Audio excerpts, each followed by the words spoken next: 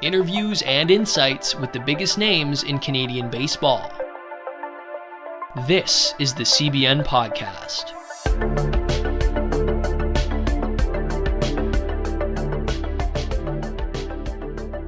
Welcome everyone back to the Canadian Baseball Network podcast. We have a very special guest that most people who follow the Canadian Baseball Network should know. And if you don't, you're going to know a lot by the end of this interview. Kevin Glew. Nobody, I would say, other than probably Bob Elliott himself, knows more about Canadian baseball history. He's done a bunch of tireless work with the Canadian Baseball Network as an editor. And also worked with the Canadian Baseball Hall of Fame Museum. And most recently, and very well deserving, he was the 2022 Bob Elliott Media Recognition Award winner. Really looking forward to this conversation, Jackson. So Kevin's a guy who, I've followed for a long time as a big Canadian baseball fan. I know a lot of people have as well. What I love about Kevin is the way that he's carved out a space in social media for himself that few others have really populated, I think, regardless of Canadian baseball or not, just baseball in general. Like the stuff that he's tweeting and putting out there, the storytelling he's doing, I learn something new every time I go on his timeline and just scroll, because I do. Whether it's just to see what's going on, to see, if there's been a big moment, whether it be, a 10-year anniversary of something or what have you, his perspective on the game, such a wholesome perspective, and very refreshing in a day, in an era rather, where everybody has a lot of negative things to say. It's such a breath of fresh air to hear from a guy, or to read someone like Kevin's work. And I'm really interested to hear a little bit about his process today. Yeah, and I'm sure we're going to hear a lot more interesting stats and tidbits that we didn't know before we did this interview. But without further ado, let's get to the interview with Kevin.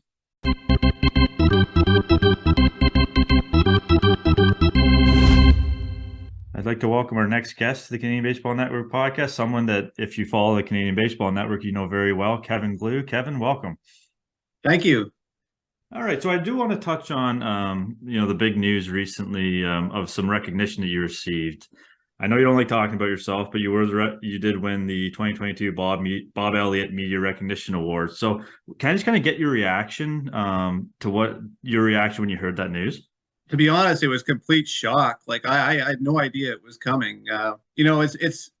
I was complete shock, and I was completely honored. Put it that way. I've been saying since then, I'll never have an award that means more to me than one with Bob Elliott's name on it, because he's been such an influence on my career, and such a supportive person along the way. But a lot of people that I talk to, because I talked to quite a few people in the Canadian baseball community, and they say, "Oh, you knew beforehand. You knew what was going to happen." I had no clue. I really, literally didn't have a clue, and I don't really think of myself as someone worthy of an award. I don't really think of myself as that up there. So anyways, it was, I guess the best way to sum it up is to say I was both completely shocked and completely honored.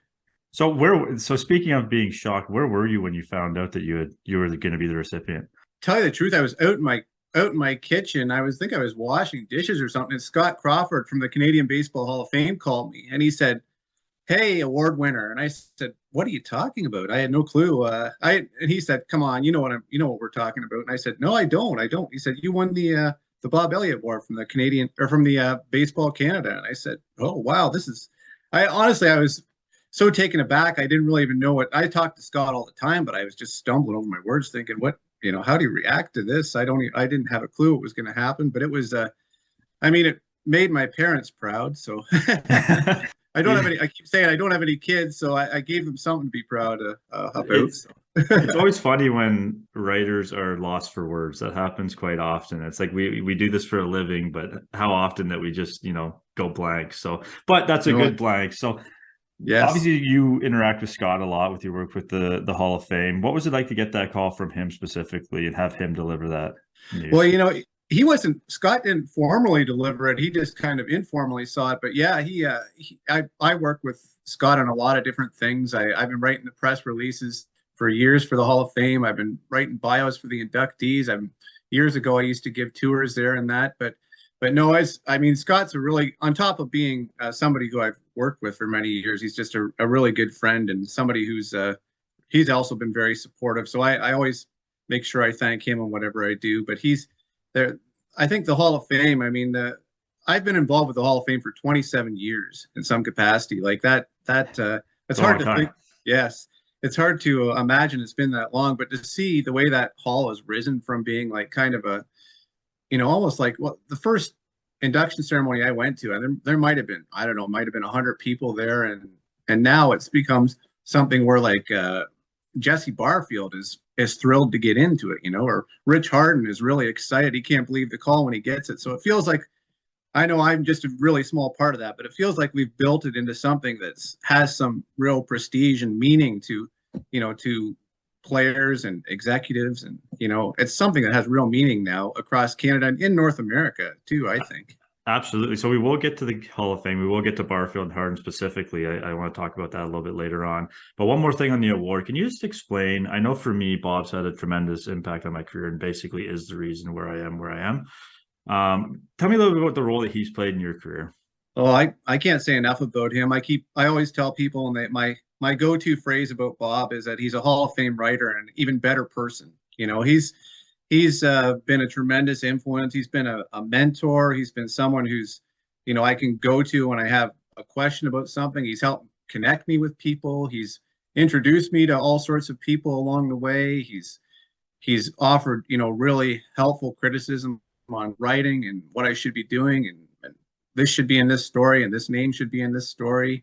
I mean, I've learned so much from him over the years. It's amazing to me because I went through journalism school at Carleton. I graduated in 1996, and I read Bob Elliott religiously, and then I think it wasn't until about 2005 when he wrote his book, The Northern Game, that I connected with him and wrote an article for MLB.com about his book. And then from that point on, we've kind of just stayed in touch, and it's just been, I mean, as you said about yourself, without Bob, I wouldn't be able to do what I do. That's for sure. He's just a tremendous guy. I mean, that's the best part about him, is that he's the only Canadian with his name on the wall in Cooperstown as a writer, and he's got no ego. He's willing to help to do anything. He's a great guy. Absolutely. And it's funny you mentioned The Northern Game. You know how many times I've tried to find that book somewhere and I cannot find it anywhere. I have his book, If These Walls Had Eyes. I think you wrote that about the Blue Jays. Yes. But I cannot find The Northern Game anywhere. Do you have it? Yeah, I actually, you know what? I could send you a copy because I got 2 copies. So Hey, we'll talk about that later. Yes, sure. yes, definitely. No, I have it. It's like it's almost like, I consider it to be almost like I don't know. It's one of the most definitive books on Canadian baseball, I think. Yeah. So you mentioned Carleton and the journalism program. Let's kind of jump back in time now. What made you fall in love? Do you remember what made you fall in love with the game and what made you want to get into writing specifically?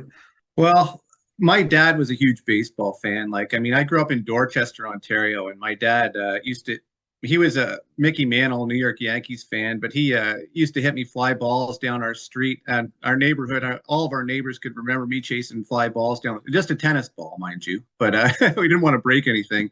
He was a huge baseball fan. He took me to my mom was supportive too, of course, but she's a teacher, so she I guess I'm kind of a mix of my parents. I got my dad's love for baseball, my mom's love for reading and writing, so I guess I'm kind of a mutt that way.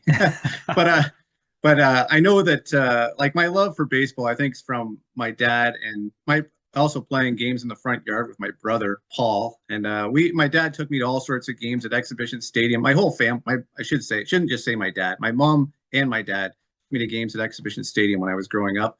And I guess the game that I say that I truly fell in love with baseball, I was fortunate enough to be there on October 5th, 1985, when the Blue Jays clinched their first American League East title. I didn't know that. I mean, yeah, I didn't know you were there.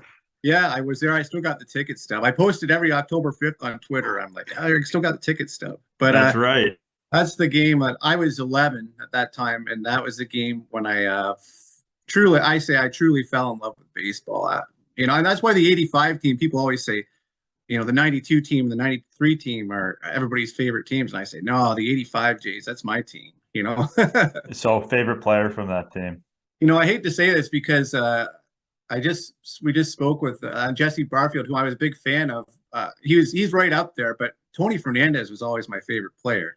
My favorite Blue Jays player, I should say. I actually grew up a Dale Murphy fan, believe it or not, which makes no sense in southwestern Ontario. And I couldn't hit like him, so. But Tony was my go-to Blue Jays player. But I go around and name the whole infield of that 85 team and the outfield and probably the bench players too. So I guarantee you could name all of them. So that actually gets me to my next point. So I have to ask, and I don't know if I've ever personally asked you this question, but I know people are going to be wondering who follow you. You have some of the most interesting, obscure Canadian baseball flashbacks and history items in your Twitter every single day. How do you keep track of all that? How do you source all that information without giving away too many of your tips and tricks, obviously? A lot of it started from like I always tell people, and I don't do hot takes on my Twitter time on on Twitter or on social media. I try to celebrate, not denigrate. That's what I say. Like some of the most obscure Blue Jays and Expos are the ones that I think people don't talk about them very much. But over the years, I guess I started looking at dates on Baseball Reference, and I it's all kind of old school. I have all written down on paper and stuff. And then when I see something interesting, I always make sure, that's one thing that also Bob has taught me, write it down because you'll forget. So anytime I see like an interesting date or I come across something in my research, I have a page for every date of the year, and I go in and write it down. I go in and write down something. So, if even like, yesterday I learned about one thing I need to do better. I think I need to do better is on women's baseball, women's national team baseball. Like I don't know their birthdays and stuff, but yesterday there was like I think her name is Madison Willen from the women's national team, and I didn't know her birthday, and it was on Twitter yesterday. So I went in there. I didn't do it in the morning, and I didn't have it on my list, and so yesterday I ran in there after I did my list and wrote down her birthday. So next year I'll know. I see things like that. I know. Maybe some ways I need a life, but well, if she's listening, then she knows that this date next year, she's probably, I'm going to hold you to that. I want to see that to this day in 2024. Yes. Well, it'll be on there. It'll be on there. What is it about Canadian baseball history in particular? Obviously you love the game, all aspects and all eras of the game, but what is it about the history of the game that is so interesting to you?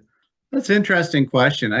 I think a lot of it has to do with my proximity to St. Mary's, where the Canadian Baseball Hall of Fame is. I'm not sure before the Canadian Baseball Hall of Fame was there that I had such a deep interest in Canadian baseball. But I know ever since that museum opened, it opened in 1998 was when they first opened. I was even involved before it was open, but I remember going around there one of the first times it opened, and I was just in awe of things. And I thought I knew a lot about baseball, but then I'm walking along, and I always say my Cooper's Towers in Canada blog was the foundation of that was me seeing a picture of the 1954 Montreal Royals on the wall in the Canadian Baseball Hall of Fame, and Roberto Clemente was in that picture. And I was like, I had no clue. This was about 1998 or 2000. I had no clue that Clemente even played for the Montreal Royals. So I thought wouldn't that be cool to start a blog called Cooper's Towers in Canada? Because Roberto Clemente played in Canada. I didn't know about it. So I started doing research about him, and I guess everything's kind of gone from there. But I've always loved baseball, and I've always loved the Blue Jays, and I've always loved the Expos. And then I think since it's the proximity, I think maybe it's a proximity of the same areas. Like I literally can get in my car and take 25 minutes and I'm at the museum. So yeah, that doesn't hurt for sure. And I'm glad you mentioned the blog, because if you haven't listened to or read it, you definitely should. So I like that you mentioned that. So speaking of the Canadian Baseball Hall of Fame, I want to kind of talk about this year's class. I know you did a lot of work, with different write-ups and stuff, but obviously Jesse Barfield, Denny Boucher, Rich Harden, and Joe Witcher. I kind of want to touch on all of them. Can we just kind of start with Barfield and what do you think makes him, we already mentioned him, the 1985 team, but what kind of makes him worthy of induction into the Hall of Fame? I always thought, and I as I say, I don't like to do hot takes or anything, but I always thought Barfield, like they got Mosby, they've got George Bell in there, and Barfield to me is arguably the best of the three players. I mean, one thing, when he played, nobody knew about WAR, right? Like wins above replacement. Nobody, well, maybe Bill James did, or somebody like that, but I didn't. In 1989, I wasn't sitting there thinking about that. But Barfield's WAR is like the fourth best in Blue Jays history, and he only played 9 seasons with them. He had that cannon of an arm, like arguably top 3 in Major League history. He won the American League home run title in 1986, so he could hit as well. And in 85, he was the second player to Willie Mays to have 20 home runs, 20 stolen bases, and 20 outfield assists in the same season. So I mean, the guy was a spectacular all-around talent. I mean, his his career may not have been as long as some, but I mean, for those, say, from about, I don't know, 82 to maybe 88, he was arguably the best all-around outfielder. Well, I wouldn't say best, but up there in the top 5 all-around outfielders in the major leagues. You know? Those were the exact type of stats that I was waiting for you to throw out, by the way. I knew something like that was coming. So let's jump to Denny Boucher. Tell our listeners a little bit that may not know much about him or may not have ever seen him. Denny Boucher, I think, like a lot of people, I've heard some people say, well, he didn't get in the Canadian Baseball Hall of Fame based on his major league pitching record, obviously. Although he came up, he pitched for Canada in the Pan Am Games in '87, but he came up and, he pitched a little bit for the Blue Jays. I think one of the amazing things about Denny Boucher, and this didn't get him the Hall of Fame, but the first 3 major league batters Boucher ever faced were Paul Molitor, Robin Yount, and Gary Sheffield. Like, can you imagine walking on the mound and facing those 3? As if you weren't nervous enough. Yeah, but he was one of the best things that he did in his major league career. One of the most memorable was he on September 6, 1993, he pitched in Montreal for the Expos, and that was like one of the first times a hometown pitcher had like a start at Olympic Stadium, and there was like 40,000 people there. I guess it was just Richard Griffin, he's now a writer and he was with the Blue Jays, but he was a PR guy, and he said he's never seen anything like that. He's never seen an atmosphere like that. And Joe Siddle was catching, and Larry Walker was in right field. So it was the first time in modern Canadian baseball history there were 3 Canadians in the starting lineup of a Canadian. Well, first time in history for a Canadian team, but first time in Major League history of modern Major League history. So that was one thing that people always mentioned about him in terms of his major league career, but he's really in the Hall of Fame because he has been a pitching coach with the national team since 2003. I mean, that's over 20 years. I mean, and he's also a really highly recognized and respected scout too. Like, he's been doing that. He first did it with the Washington Nationals, and he's been doing it with the Yankees since 2010. So some people have said to me, why is Boucher in there? And it's not about his major league stats. It's about his contribution to Canadian baseball as a whole. Yeah, and I mean, to hold a position of pitching coach for the national team with so many great pitchers and so many great coaches, I mean, that really speaks to, like you said, his contribution to Canadian baseball. Yes. So yes. We had Walt Burrows on the podcast a while ago now, but he talked a little bit about Rich Harden and gave us some Rich Harden stories. So tell me a little bit about Rich Harden and why you think he's a rightful pick into this year's class. He was somebody who, like, if he could have avoided injuries, I think he would have been he would have been up there with, I mean, he wouldn't have been Fergie Jenkins, but I think he could have been Ryan Dempster, like he was spectacular. Like, in certain seasons, he was really spectacular. Like, I think of his 2008 season with the Cubs. He split it between the Cubs and the A's, and I think he was, 5-1 with a 2. This is going to sound nerdy that I remember this, but anyways, 5-1 with a 2.34 ERA in the first half with the A's. Then he got traded to the Cubs, where you think he's going from pitching at the Oakland Coliseum, which is like a pitcher-friendly ballpark, to Wrigley Field. You think, oh God, how is he going to pitch in Wrigley? Well, he's 5-1 with a 1.77 ERA at Wrigley. It's not nerdy at all. I love it. This is exactly the kind of conversation I wanted to have. Then he had 181 strikeouts and 148 innings or something like that. I mean, I think he's one of only 2 or 3 Canadian pitchers who've retired with more than a strikeout per inning, who've pitched at least 500 innings in the big leagues. I mean, when he was healthy, he was one of the best Canadian pitching talents ever. I mean, I think he had a season with his career, and early in his career with the A's, where I think his ERA was 2.53 and 26 starts, and he had another season where he threw 189 innings and had 11 wins. I mean, 3.76, I think, career ERA. He's I think that in terms of just looking at him in comparison to other Canadians who've pitched in the big leagues, like, he's in the top 10 in a lot of the categories. But just for somebody who, when he was healthy, I think was one of the more dominant, I would say, like, if you had to look at Canadian pitchers, all the Canadian pitchers who pitched in Major League Baseball, if you had to make a top 5 of the most dominant when they're healthy, like, Rich Harden might be number 5 or so. And I think a lot of younger players probably don't really remember much about Rich Harden, but you're bang on with that kind of analysis right there. So, but let's go jump to the last guy, Joe Witcher. A little bit less well known than the other 3, probably from a national perspective. But this guy was an icon in Manitoba baseball. And that guy, I mean, I know I was really, really hoping that he would get in because I think that's one thing the Hall does. They have a lot of grassroots executives in there, but they haven't really elected one since 2017, and that was Ray Carter. And Joe Witcher, I mean, he's 87. He's been involved in baseball for 7 decades. Like, I mean, if 7 decades of giving, basically most of that was as a volunteer. If you can't give 7 decades to baseball in our country and not get in the Hall of Fame, the Canadian Baseball Hall of Fame, then I think we're doing something wrong. But he was a great coach for many years in Manitoba. He was part of a planning committee for Baseball Canada. He helped form the Manitoba Baseball Association. He's basically, and I haven't been to the Manitoba Baseball Hall of Fame. Have you been there? No, I haven't.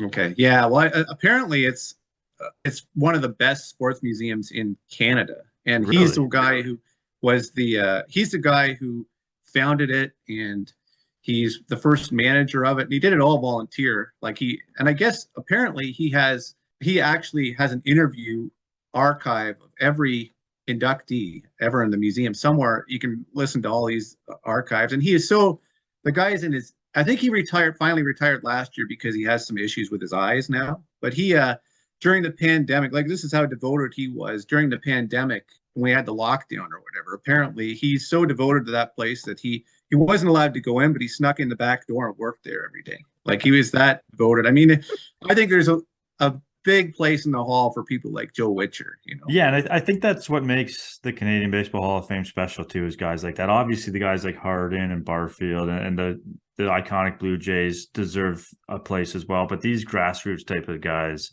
kind of are what make the hall what it is. Would you agree with that?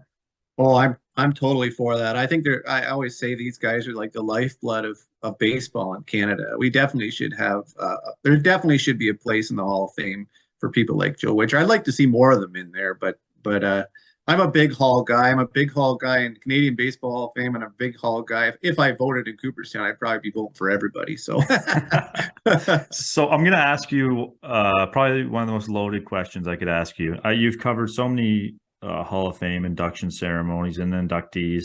Who was your favorite interview and why? My favorite interview, or one of your favorite. I know it's hard to pick one. I'm trying to think. Like I've one of the best guys that I've interviewed, like that I think is just truly a good guy. I walked away both times, well, 2 or 3 times, thinking he's just a good guy. Is Justin Morneau. I interviewed him last year. He was inducted into the Canadian Baseball Hall of Fame in 2000. Well, he was elected in 2020, but he couldn't come until 2022 because of the pandemic or whatever. But he, it just seems like a really, really good guy. I interviewed him one time too in the when he was he won the Tip O'Neill Award, which is a Canadian Baseball Hall of Fame Player of the Year award. I can't remember what year, but I actually was down at the Metrodome and got into the clubhouse in there. And he was so gracious with his time, but he's telling me all these great stories about like how he wears a Vancouver Canucks t-shirt underneath his jersey. And it was literally like rotting, coming apart. Yeah, I was going to say, I've seen him do interviews and it literally looks like it's literally falling apart and has holes in it. Yeah, exactly. exactly. No, and there's been, I mean, over the years, there's been so many. I'm just trying to think like, Kirk McCaskill was inducted. He was pitched in the big leagues for a long time with the California Angels and the Chicago White Sox, and he actually was drafted by the Winnipeg Jets as well. So played with the Sherbrooke Jets. He was that close to being like an NHL / major league player, one of those guys. So he was the Deion Sanders almost the Deion Sanders of hockey and baseball. Yes, exactly. But Bo Jackson, I guess. Bo Jackson would be another one to point. Yes. No, exactly. And there's been a lot of different people. I'm just trying to think back over the years, like, Jason Bay, great guy. I mean, I whenever that stuff comes up online, merciless people are about his tenure with the Mets, like those New York Mets fans are brutal online. And I every time I see that, my heart just sinks because he's such a good guy. I mean, I could tell when I interviewed him, he's so modest, and he had his whole family was there that day when he was inducted, and they the kids, you almost tell how good of a guy is by how much the kids like him, like how much your nieces and nephews like you, and they just worship the guy. I mean, he's one guy. Oh, before I forget, one guy who was unforgettable, an unforgettable interview is Tom Hankey, the former Blue Jays closer. He told me that, well, he told a group of us that he met his wife while he was ordering a Big Mac at McDonald's. He told me that he, as soon as he walked in, he said, I ordered that Big Mac, and I knew I was in love the moment I saw her behind the counter and all this. She was working, making. She was working, yeah. She was working at the McDonald's counter, and when he ordered the Big Mac. So what city was that in? I think it was in Missouri somewhere, but I know he lives in Missouri now. But I'm trying to remember exactly. It wasn't in Toronto, but it was before that. But he was that's a guy who, boy, you can understand why people like him. He's a real likable and no air to him at all, as being one of the greatest closers of all time. But yeah, and that's the thing. You see him and you had he's intimidating on the mound, but then you get to know these guys. Same thing with Bay. Like, sometimes gets the harsh treatment online, but they don't really know no one really knows these guys, right? So it's interesting to kind of get a look behind the scene. And as far as the Big Mac goes, that should be your trivia question at any party, because no one will ever get that. So yes. Jumping around here, what if you had to pick an era of Canadian baseball, is there a favorite or one that you prefer the most? Whether it's the way the game was played or the selection of players that played during that time? Geez, I'm trying to think that.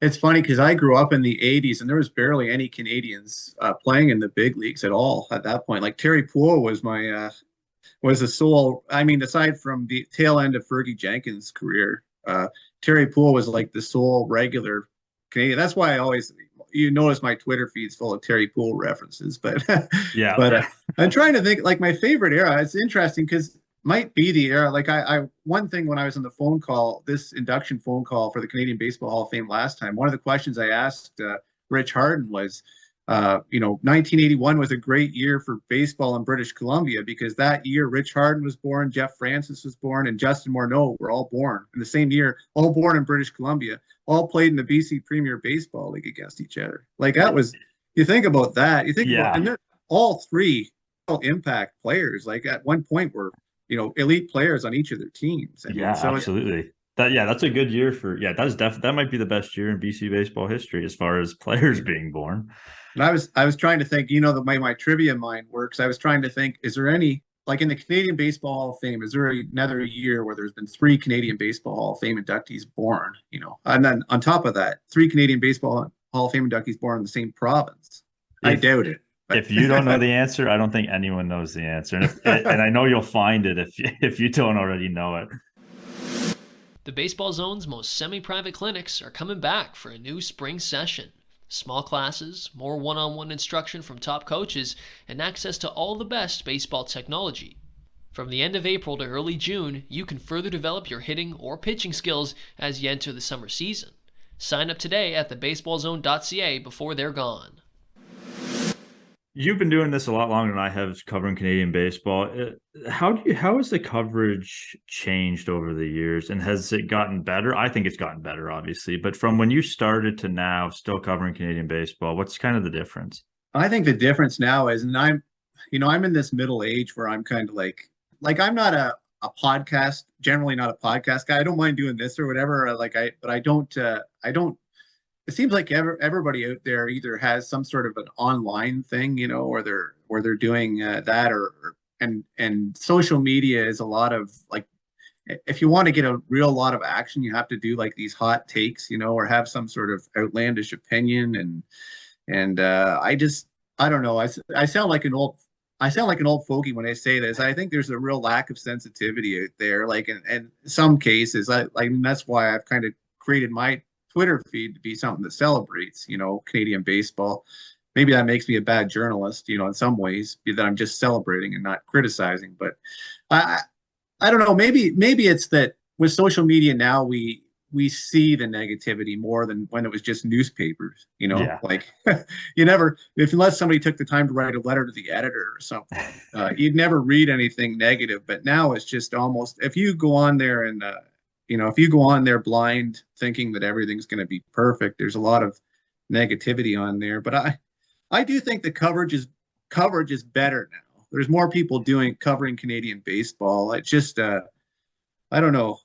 I guess I'm a little bit romantic too about the times when I could pick up the paper and read Bob Elliott's column, in the Toronto Sun or the Ottawa Citizen, Richard Griffin in the Toronto Star, Yeah. So I was just having that conversation with somebody the other day about I miss picking up a paper in the morning and reading it, like having the physical paper. There's something about that was very satisfying.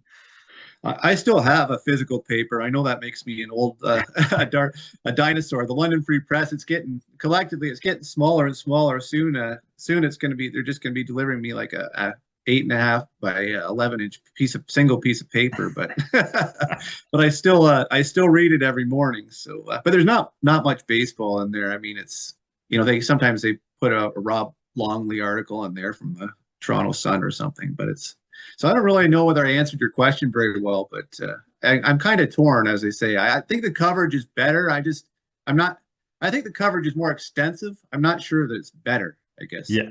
And I think when coverage becomes more extensive and more in the public eye, you're going to get those characters that seem to want to throw the hate out there. I think that just comes with the territory now. Yeah, I should also say, I mean, getting a plug in for the Canadian Baseball Network and the work that somebody like you does on Twitter and on the Canadian Baseball Network, that's what I call excellent. I love that. I love what you do, and I love what the Canadian Baseball Network does. I want to be clear about that. I just feel like somewhere along the way, it became a little bit more about hot takes and opinions on maybe that's more general about sports. I think social media gave people voices that can now reach further than they ever have before. And that's not always necessarily a good thing. No, exactly. So last question for you, and this is more of a general question, just your love of history of the game. So I'm going to give you the commissioner's hat for a minute. If there's something that you could change in the current game, what would it be? Jeez, that's a good question. I know mine. I know mine, and I'll say it after you give yours. Maybe more stuff that could kind of speed up the game. I'm trying to think of what else. Like there's a lot of people who are like thought it was sacrilege when the National League got a designated hitter. I didn't really have that much of an issue with that. Although, somebody like Fergie Jenkins, I'm sure he was a really good hitter. So I'm sure like the Texas Rangers used to, and a few games they batted Fergie Jenkins when they had the option of having a designated hitter. So that's another interesting tidbit that a lot of people might not know. Yeah. It's funny because of all the useless information that's in my head, and there's a lot of baseball information. I guess I don't dwell a lot about rules, but I would like to see. I guess I kind of just accept them, which maybe I shouldn't be that accepting, but I would like to see the game sped up a little bit. Now the question is how to do that, but I'd have to think about that one some more. Yeah, I would say mine would be we need to get a team back in Montreal. Oh yeah, well that's a perfect one. Yeah, I went to the Blue Jays. They're playing Pittsburgh. You know how they used to do that 2-game series before the regular season started. Back, they haven't done that. They haven't done that in a few years. But just going to the old Olympic Stadium. I know they would need a new stadium, but there's just something about that market that I think deserves a baseball team.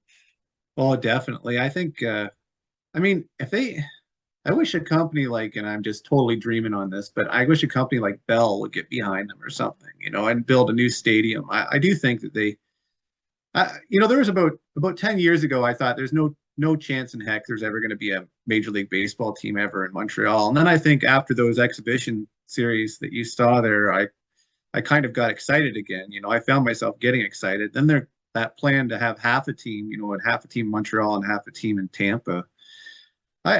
I would have accepted that, I would have been, at least there would have been some Major League Baseball. We might be biased, but I would also have accepted that. Yeah. But I know that's a really good one. I should have thought of that, but I could definitely go for that. I know some people have said there should be a team in Vancouver, but I don't know enough about the demographics out there. To go from a high A team to a Major League team, that's a big jump, but who knows? Maybe it can be done. So. Yeah. I mean, we could talk about this for hours, but Kevin, I don't want to take up too much of your time. I really appreciate this conversation. I know a lot of the listeners will love it, and just thank you so much for coming on. Well, thanks a million for having me. All right, well, that's our interview with Kevin Glew. If you didn't learn something, I think I might have to call you a liar, because I learned a lot during that interview. The stats and the tidbits and everything that he knows, Jackson, about Canadian baseball history really is incredible. It's unbelievable. He is an encyclopedia in human form when it comes to baseball. What I loved was the line he had, "I like to congratulate, don't denigrate." I think that is, maybe it was celebrate, don't denigrate, regardless. That to me just sums up everything about Kevin, his online presence, the work that he does. But I just, I think if more people had that mentality, I think not just in sports, certainly not just in baseball, but I think online, I think the world would be a lot better place. Kevin is, like I said in the intro, just such a unique figure in Canadian baseball, and so important too.